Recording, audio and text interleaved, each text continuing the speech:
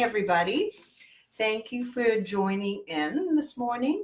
Hope I didn't throw anybody off with being a little bit later, but I had a meeting that I needed to attend to earlier on. But I'm glad that most of you saw the post that it was going to be a little bit later today. And I see that we have Alistair. No, that's Michael's dad. It's actually Michael that's here. Hi, Michael. And we have Vicky. Good morning, Vicky. And we have Eva as well. So nice to see everybody. And I thought we'd start off with a new song today. And it's a new song, and it's called a Rig-a-Jig-Jig. And it's kind of fun. It's a little bit like Down by the Bay, and that we have some animals in it. And we also are going to be having not rhyming words this time, but words that begin with the same letter. And so the first one in our song is going to be a leaping llama, because leaping and llama both begin with the letter L. So it's very simple. You might already know the song, or you may have heard a different version of it, but I'm going to teach you my version. And so we're going to put in those animals. And so your job for next time will be to start thinking of animals and things that they could do beginning with the same letter as their name. Okay, so I'll show you what I mean. So it goes. As I was walking down the street, down the street, down the street, a leaping llama I chanced to meet. Hi-ho, hi-ho, hi-ho, a rig-a-jig-jig and away we go, away we go, away we go. A rig-a-jig-jig and away we go, hi-ho, hi-ho, hi-ho. So the rig-a-jig is always the same, and that is our repeating part, which we know is the chorus. That's right. So now let's try another one. As I was walking down the street, down the street, down the street, a scary spider I chanced to meet. Hi-ho, hi-ho, hi-ho, a rig-a-jig-jig and away we go, away we go, away we go, a rig-a-jig-jig and away we go. Hi-ho, hi-ho, hi-ho. As I was walking down the street, down the street, down the street, a crazy cat I chanced to meet. Hi-ho, hi-ho, hi-ho, a rig-a-jig-jig and away we go, away we go, away we go, a rig-a-jig-jig and away we go. Hi-ho, hi-ho, hi-ho. So I think you're starting to get the hang of it now, and you're maybe starting to come up with your own ideas. So make sure you type those in the comments, and we'll add those to our song when we do it again on Friday. Okay, here we go. As I was walking down the street, down the street, down the street, a prancing pig I chanced to meet. Hi-ho, hi-ho, hi-ho, a rig-a-jig-jig and away we go, away we go, away we go, a rig-a-jig-jig and away we go. Hi-ho, hi-ho, hi-ho. As I was walking down the street, down the street, down the street, a fiddling frog I chanced to meet. Hi-ho, hi-ho, hi-ho, a rig-a-jig-jig and away we go, away we go, away we go, a rig-a-jig-jig and away we go. Hi-ho, hi-ho, hi-ho. Okay, then got time for one more. As I was walking down the street, down the street, down the street, a dancing dog I chanced to meet. Hi-ho, hi-ho, hi-ho, a rig-a-jig-jig and away we go, away we go, away we go, a rig-a-jig-jig and away we go. Hi-ho, hi-ho, hi-ho, a rig-a-jig-jig and away we go, away we go, away we go, a rig-a-jig-jig and away we go. Hi-ho, hi-ho, hi-ho. Okay, so that is our new song for today, and it would be super fun to hear some of your ideas for verses for that, for crazy things that our animals might be doing while we're walking down the street. Let's see who has joined us. We have Alex. Welcome, Alex. And who else do we have here? Julian. Good morning, Julian. And who else do we have? We have Vera. Good morning, Vera. And Felix. That's awesome, Felix. And we have Allegra, who's nice to see you, Allegra, but no more of our gifts in the chat, okay? Because we talked about that. All right. And we have, who else? Liam. Hi, Liam. Nice to see you. And we have Lulu, Ethan, Owen, Henry, and Liam, all the way from CCCS. Wonderful to see you guys. So that's really, really great. All right, so this morning, I thought we would do our May rhyme that we've been doing. So we have our May rhyme, and if you don't know it, super, super easy. It's just basically all you have to do is be able to spell the word May. M-A-Y spells May. So it goes like this. M-A-Y spells May. M-A-Y spells May. The 5th month of the year, M-A-Y spells May. Then there's a little verse in between. Kids go out and play all through the month of May. 31 days of sunny fun, and then the month is done. Okay, so that's pretty easy. So I think we're going to make it a little trickier. So remember we talked about how it's A, B, A. The A part always repeats, so we call it A. So M-A-Y spells May. We call that the A part because we repeat it again. Then something different happens, like a sandwich, and we call that the B part in the middle of our sandwich rhyme. And then the A part comes again. The M-A-Y spells May. So we call the way that that makes up our rhyme, or it's called the form A, B, A. So that we can kind of recognize that when we're doing our rhythm and our clapping, we're going to go snap, pat, snap, pat when we do the A part. And then when we do the B part, if you can keep up with that, we're going to go clap, pat, clap, pat. Okay, so let's give that a try. So here we go. So remember, A part, snap, pat. B part, clap, pat. Okay, here we go. M-A-Y spells May. M-A-Y spells May. The 5th month of the year, M-A-Y spells May. Very good. Let's try that again. Here we go. So snap, pat, and then clap, pat for the 5th month of the year line. Off we go. M-A-Y spells May. M-A-Y spells May. The 5th month of the year, M-A-Y spells May. Good. Now, for our verse that we're going to do in the middle, we're going to do the rhythm. And if you know about what the rhythm is the way the words go, right? So we're going to clap the rhythm of all the words. And there's a little part in there we've got to watch for. And it goes, kids go out and play all through the month of May. Here's the tricky part. You got to be really quick. This is where a tick-a-tee comes in. Tick-a-tee, like that. 31 days of summer fun, and then the month is done. All right, so let's try that. Kids go out and play all through the month of May.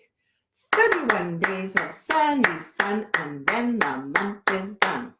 Okay, so let's see how you can keep up with all of that now, and we'll try the whole thing, okay? So snap, pat, clap, pat, rhythm, and then we're going to go back to the very first part all over again. So let's see how good you are at keeping up. All right, here we go.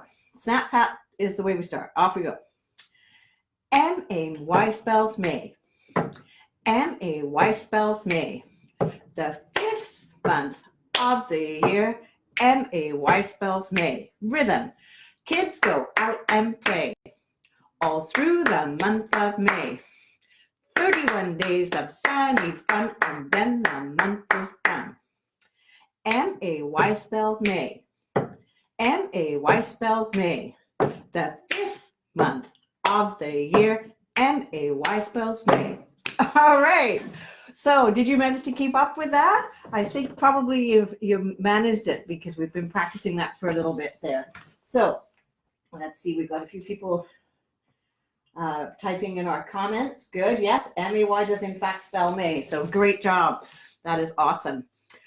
Okay, so we have been talking about a particular string instrument of late, and it wasn't the violin, and it wasn't the double bass, and it wasn't the viola. So that leaves us with the cello. And the cello is the instrument that I play, and I've been playing it over the past few little live streams just to give you an idea of what the cello looks like and what it sounds like. But today I'm going to talk a little bit more about how does the cello make its sound. And it's actually good because if you play violin, then it's exactly the same way as the sound would come out of a violin or a viola or a double bass. So I'm going to quickly zip over to my cello here. And I'm going to show you this part of the cello. And it's not actually a part of the instrument, but we need it to make the instrument make sound. And you can see right here, it's like a wooden stick. And then on here, you'll see this some white there. And this is what makes the cello make a sound. We have to draw the bow across the strings to make it make a sound. And this white part right here, I wonder if anybody knows what that's made of. That white part right there, that's actually horsehair. Now it comes from a horse's tail, and they just trim the hairs when they start to get too many and it gets too bushy, and that's how we make the bow hair. So we don't have to harm a horse in order to be able to use the hair from its tail. So it's all perfectly kind and humane, and that is what we use for the cello bow. And a violin bow or a viola bow or a double bass bow is exactly the same, except the double bass bow is way bigger and the violin bow is a bit smaller. So exactly the same way. And what happens is when we put this bow on a cello string and we pull it across, it makes the string vibrate. Now to explain vibrating to you, put your hand on your throat and say ah. Go ah. Do you feel that tickling on your hand from your throat? Ah, like that. So that is your voice box inside vibrating. As I'm talking right now, I can feel the vibrations coming from my throat.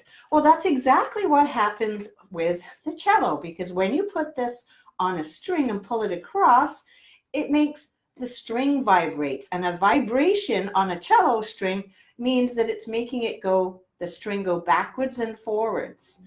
And the thicker the string, you can see, maybe you can see that because it vibrates a little bit faster on that string, and you can actually see that. And then when you go onto other strings, it actually goes so fast you can't even see it. So, but that's what we're hearing, and then that's what our ear picks up on, because then it vibrates in our eardrum. So, quick science lesson there, but I thought it would be nice to show you exactly what I mean. So, I've got my cello right here, and I will show you a little bit closer up that when I pull the cello string with the bow, that cello string, I can actually see it moving backwards and forwards. It's probably a little bit difficult for you at home or at school there. And then when I do the next one, that one is vibrating backwards and forwards. Not quite as easy for me to see that one. Then here, that one is also vibrating, but I can hardly even see that string moving at all. And then the highest one, it's a little bit more difficult to see that one. So as the string gets thinner, then it gets a little bit more difficult to be able to see it going backwards and forwards.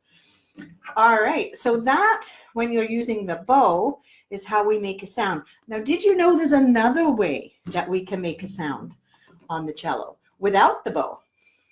And that is when we're plucking the string. So when I pluck the string with my finger, it also makes a sound. Listen to this.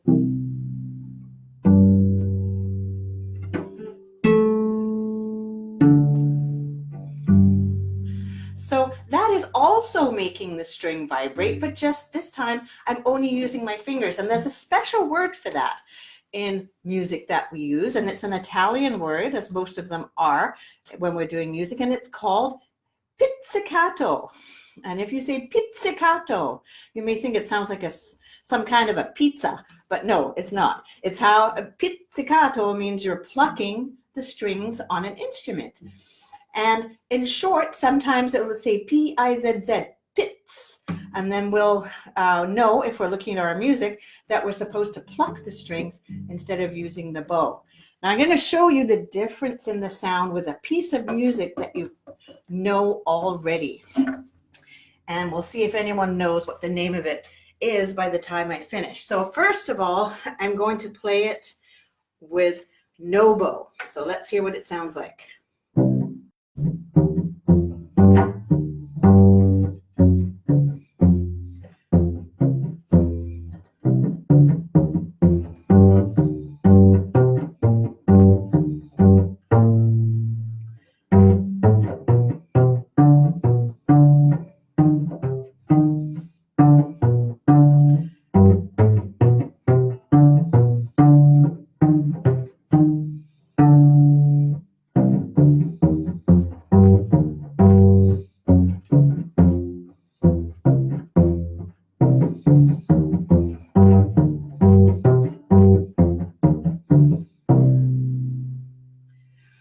You can still hear the string ringing if you listen super carefully, and that's because the string is still vibrating. Okay, so now I'm going to play the exact same thing, and I'm going to use this bow that we remember has the wooden curved stick and also has the horsehair. Let's hear the difference now, and you'll hear that the sound is a lot different.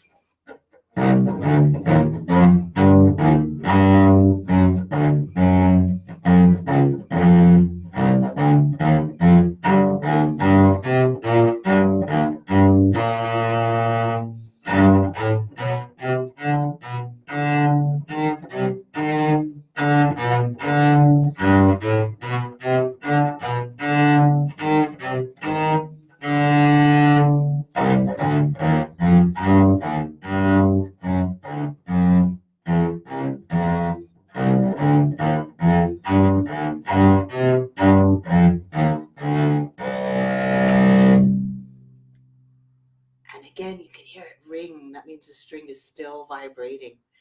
Okay, so that's the two different ways, pizzicato and bowing. And actually the Italian word for bowing is arco. So we've learned two new words, pizzicato and arco. Now I wonder, while I was playing that, if anyone knew what the name of the song was. Let's have a quick peek. And let's see. No. And I had, oh yes, that's a good point, that somebody thought that the cello part that wasn't the wood was made of fibers. So you learned something new today about the cello and about the bow. So we have horsehair, which is very unique, isn't it, to be able to use something like that. Okay. So one other thing that I wanted to make sure we did today. Oh, and I just realized I didn't tell you what the name of the piece of music was. Getting carried away. Yes, Vera said she forgot the name of it, but she knows the sound of the music. And Michael's thinking the same thing. I know that tune, but what is it? It is In the Hall of the Mountain King. And if you remember, we actually listened to that quite a lot because we had that very cool line rider that we watched, where it starts off really slow and then it gets faster and faster and faster and all the guys fly everywhere. So In the Hall of the Mountain King was the name of that piece of music by Edvard Grieg.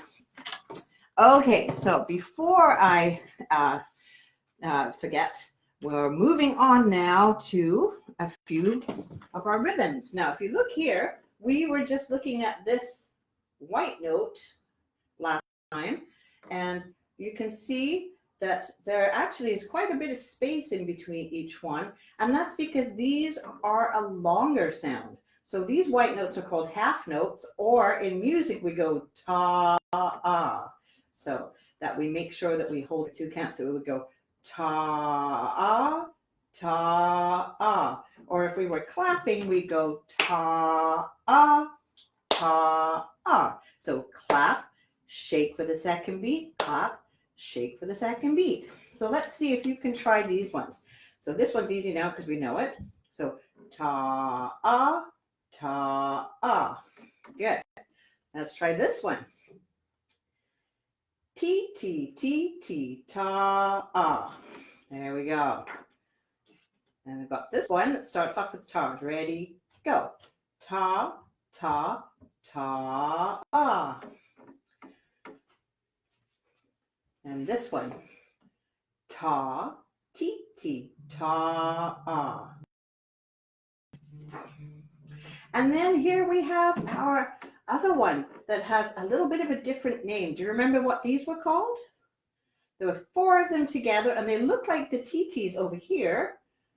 But you see how the TTs only have 1 bar joining them together. And then over here, these ones have 2 bars joining them together. And that means that they're going to go quicker. Those are called 16th notes. And these ones are our quarter notes, or our TTs. So now the 16th note ones have a special rhythm that we use called ticka ticka. Okay, so this one goes ticka ticka. So let's try that. So we go ticka ticka ti ti ti ti ta. Your turn. Ticka ticka ti ti ti. Very good. Now let's try this one. Here we go. Let's see if we can all do that one together. Ticka ticka ti ti ta ta. Great. And this one. Ticka ticka ta ti ti ta. And then we have this one. Let's try this last one. And this is where we have 2 sets of 4 ticka tickas. See if we can all do that. Ready? Ready, go. Ticka ticka ticka ticka ti ti ta. Let's you try that. Ticka ticka ticka ticka ti ti ta. Excellent. All right, well done. And let's move on. I found a really good book today, and this one is all about the instrument that I started playing off with, which is also a stringed instrument because it has strings on it. We just don't see this one in a regular symphony orchestra, but the guitar is still a stringed instrument. And yes, we do pluck, pizzicato, pluck on our guitar. And I found this great book called Gus and Me. And if you look at the top, the name of the person who wrote the book here is a man by the name of Keith Richards. And if you hear any of your mom and dad's music around the house or on the radio, Keith Richards was from a very, very famous band called the Rolling Stones. And he wrote this book all about the guitar. Here you can see him holding the guitar. And it says, the story of my granddad and my first guitar. So he's talking about how he got his first guitar, and it's called Gus and Me. Very cool book. So let's open it up and we'll see what is happening in our book. So here we go. Theodore Augustus Dupree lived with 7 daughters near the Seven Sisters Road in a house that was filled with instruments and cake. Wow, instruments and cake. Theodore Augustus Dupree could play the piano, scrape the violin, blow the saxophone, and strum the guitar. He had been a soldier, a baker, and the leader of a dance band.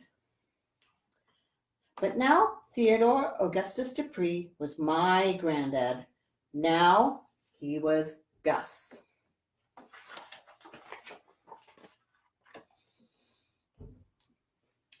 There was nothing like visiting Gus. The closer to his house I get, the bigger my smile would grow. By the time I was on his doorstep, I was all teeth. He'd be waiting at the front door for me. Fix the sink, Gus, my grandmother would call out. Can't do it, Emma, Gus would call back.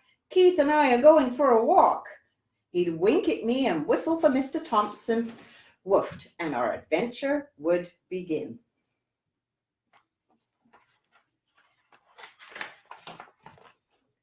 We'd walk for miles. We'd walk through towns, we'd walk through the countryside, and Gus, he would hum every step of the way. He'd hum whole symphonies as we strolled from one village to the next. He'd hum funny little tunes as we wandered skinny streets and smoky alleys, marching songs as we tiptoed around foggy ponds and explored silent forests. With Gus, you had no idea where you'd end up. One time, he took me all the way to the top of Primrose Hill to look at the night stars. We can get that for you so you can see. There you go. Don't know if we can make it home tonight, Gus said. So we slept under a tree at the top of a hill, with the skylights above us and the city lights below us.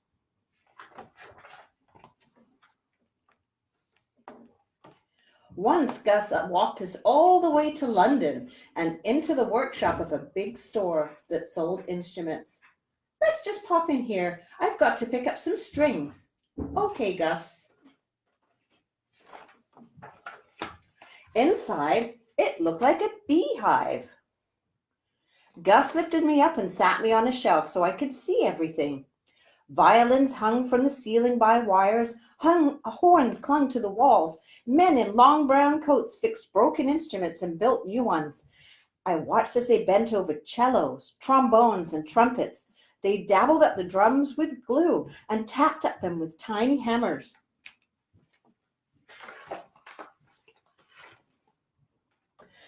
Men tested the guitar strings, dink-a-plink, dink-a-plink, and the drums, dock, dock, fum, fum, dock, fum. Oh, now I have to turn it around this way. My eyes followed a line of guitars that snaked around the room on a conveyor belt. And in the middle of everything, big, bubbling buckets of glue went blub, blub, blub. It was magic. I sat on that shelf, watching it all. And then right there, I fell in love with instruments.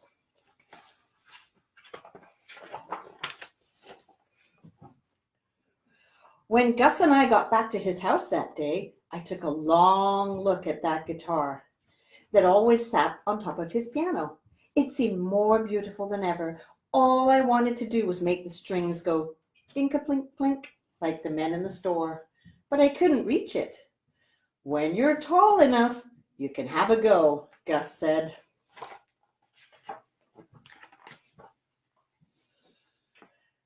Every time I visited Gus, I reached for that guitar. Even on my toes, I couldn't touch it. One day I felt like I was tall enough to grab it, but I didn't even have to try. Gus simply handed it to me. All yours, he said. He sat with me, taught me how to hold it, strum it, and pluck a little. When you learn how to play Malagueira, he told me, you can play anything. Dink-a-plink, dink-a-plink, dink-a-plink. And I practiced on that beautiful guitar. One day, Gus heard me playing Malagueira, and he nodded. Then he said something I'll never forget. I think you're getting the hang of it. After that, I took that guitar everywhere. I went to sleep with my arms wrapped around it. Even today, all these years later, I think of Gus. Every time I walk on stage, every time I write a song, every time I reach for a guitar and play a few dink-a-plinks for my own grandchildren, I say to myself, thanks, Granddad. Thanks, Gus. And that's the end of that story. But in the back, there are some very cool pictures. And you can see the pictures because this is a true story. This is Grandpa. And then this is Keith Richards, who was the one that wrote the book. And Gus, there, his grandpa, visiting. And there's Keith when he was 15, a little bit closer for you. And there's Keith on stage playing the guitar with the Rolling Stones. And then now there's Keith with his grandchild and with his grandson.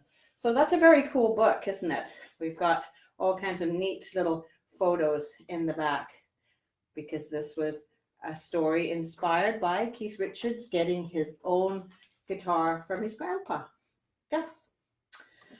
All right. Well, I hope you enjoyed that story. I thought it was very cool to be able to find a story about somebody that received an instrument from his grandfather. So I hope you enjoyed that one today. Well, there we are. That brings us to the end of our class today. And so we will see you all again on Friday. Hope you have a lovely rest of your week. Talk to you soon. Bye.